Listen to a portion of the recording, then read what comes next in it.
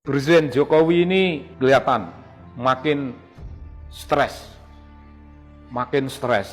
Pertama ditandai oleh korupsi yang merajalela, khususnya di bidang-bidang yang namanya pertambangan, Bung. Korupsi di dunia pertambangan itu gila-gilaan dan rakyat yang rela menerima kehidupan apa adanya itu menyaksikan para pemimpinnya berpesta pora dan tokoh-tokoh itu kabarnya menjadi anggota itu di dalam dunia pertambangan yang ilegal loh itu. Pertambangan ilegal yang beroperasi di bawah lembaga legal dunia pertambangan. Dan itu ada, Bung, tokohnya, tokoh HMI lah, tokoh agama lah. Jadi begini, tokoh-tokoh organisasi dikasih. Bung, apakah itu artinya? Dunia Katolik menolak. Saya senang sama Romo Kardinal yang memimpin umat Katolik, dan umat itu menolak tawaran busuk semacam itu. Karena apa? Sebenarnya itu bukan prinsip keadilan, itu mengajarkan mencuri bersama-sama.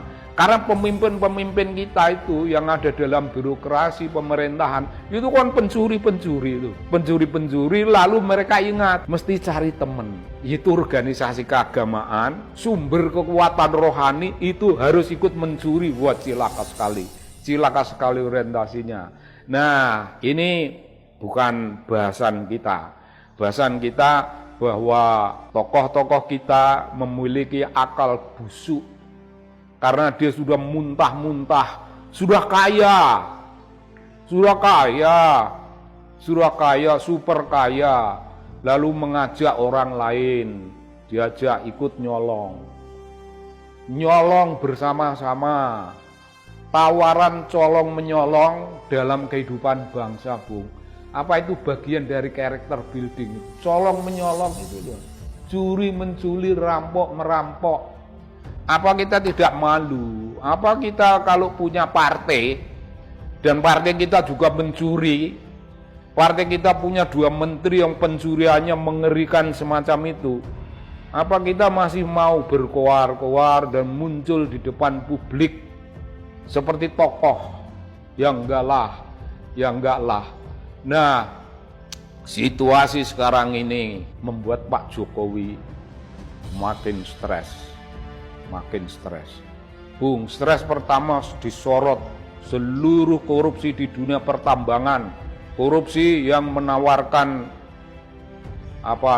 pencurian bersama-sama pada organisasi-organisasi keagamaan.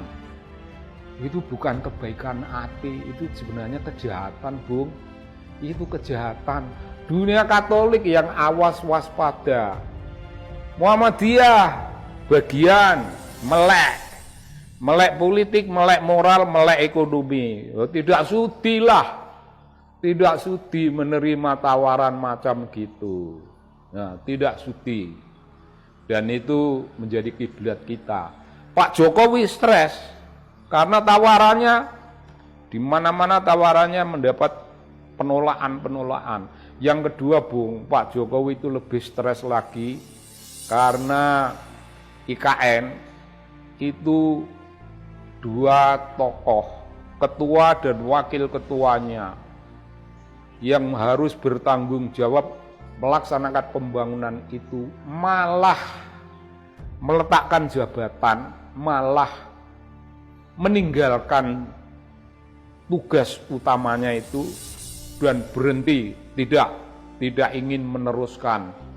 Apakah dasarnya karena dipecat, apakah karena memecat diri, karena apa? Itu soal lain, tapi kenyataan bahwa proyek itu ditinggalkan oleh orang yang paling utama, padahal proyek itu bulan Agustus. Ini tinggal 2 langkah lagi, itu akan ada upacara di sana. Sebagai presiden itu Pak Jokowi mesti stresnya minta ampun, Bung.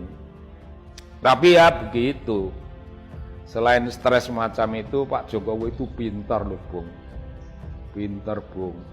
Selain menggunakan MK, lalu sekarang menggunakan MA, Mahkamah Agung, untuk menuruti kehendaknya dia, menuruti ambisi politiknya, mengangkat anak-anaknya. Bung, kalau tokoh sibuk mengangkat keluarga, itu bukan tokoh. Tokoh itu mengangkat dirinya sendiri, membuat dirinya sempurna sebagai tokoh, dan perkara keluarga itu soal lain. Soal lain, jangan disangkut pautkan dengan jabatan sekarang. Nah, Jokowi makin stres.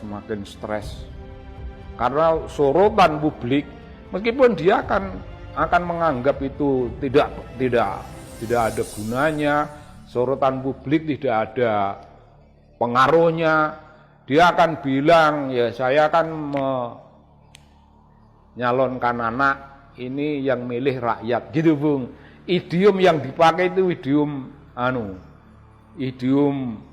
kiblat yang kebalik-balik. Kiblatnya itu terbalik-balik, Bung. Orientasi nilainya tidak utuh kepada urusan utama membangun bangsa, tapi sebenarnya membangun keluarga. Itu tidak ada bedanya dengan para tiran yang lain yang menguasai dunia ini. Dan makin stres, saya kira rakyat ya adalah orang-orang partai yang masih mengiblat pada Jokowi, masih menjagokan, orang-orang partai yang masih menganggap dia the champion of this nation. Wah, dia ngomong macam-macam kayak gitu. Tapi orang kayak Prabowo kelihatannya lain lagi.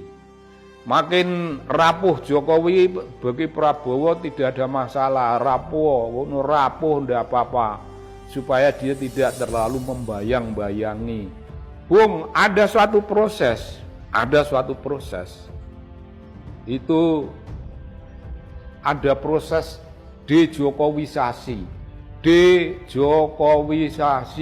Tempo hari ada yang bicara Jokowi nomik, Jokowi dan pengaruhnya pada dunia ekonomi, yaitu dicari-carilah. Jokowi nomik itu barang yang namanya proyek untuk mencari sesuatu yang namanya jabatan.